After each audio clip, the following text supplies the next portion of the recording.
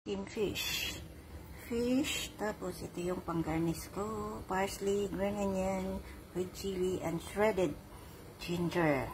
So ngayon, ito i-steam ko siya ng 5 minutes sa boiling. So hot. Yan. Yan, ready na siya. Guys, buksan ko na ang aking steamed fish. Oh, yan. Ito siya, i-garnish ko siya na shredded ginger. More shredded ginger. Tapos, parsley and green onion. At saka, shredded red chili. Yung maanghang yan siya. Yan kasi ang gusto ni Amo. Tapos, ito yung sauce. Lye sauce, yung seafood sauce, tapos yung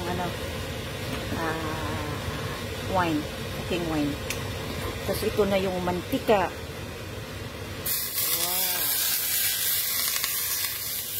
Likod na. Okay. Kain na.